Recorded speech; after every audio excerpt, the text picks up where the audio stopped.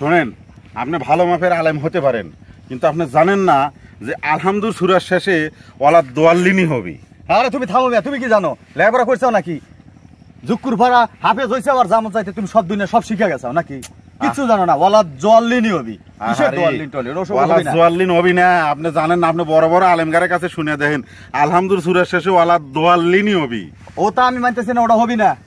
ওই শিক্ষা মানুষের দিও না, এবারে নামাজ পড়াইও না, নামাজ হবি না।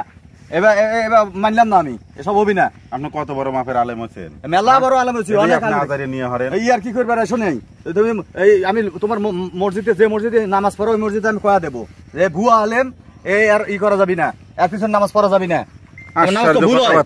আপনি কথাবার্তা হুশ করে কয়েন, আপনি জানেন না শোনেন না, এই এক কথা কন। আপনি কি কি মনে হচ্ছেন কি? হ্যাঁ তুমি কি মনে করছো?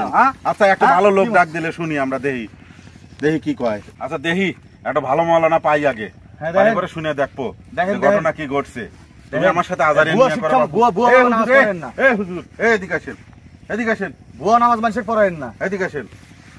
আচ্ছা শোনেন, আপনার দেহে মনে হইতেছে যে আপনি 5 ওয়াক্ত নামাজ পড়েন। হ্যাঁ পড়ি। আপনি একজন আলেম মানুষ, মাওলানা মানুষ। হ্যাঁ। আচ্ছা আপনি বলেন তো যে আলহামদুল সূরার শেষে ওয়ালা দোয়াল্লিন হবি নাকি জোয়াল্লিন হবি, সেটা কোন? আলহামদুল সূরার শেষে তো শোনেন, কথাবার্তা হিসাব করে কইেন, আপনার উপরে কিন্তু অনেক কিছু নির্ভর করতেছে। হ্যাঁ হ্যাঁ, আপনি কোন বুঝতেছেন কোন না? দেখি আপনি কোন দেখি আপনি। আচ্ছা আমি বলতেছি, অবস্থা তো ভালো বুঝতেছি না। যদি কই জোয়াল্লিন ও একবারই দেয়, যদি কই দোয়াল্লিন ও একবারই দেয়। অতএব তাহলে এখন কি রেজাল্ট, এখন কি হবি শুনি? হ্যাঁ শুনি কার কাছে দেখি, শুনি? কোন হুজুর এই কোন? যে, থামো থামো থামো থামো। ঘটনা হলো কি, আমি তো বাবা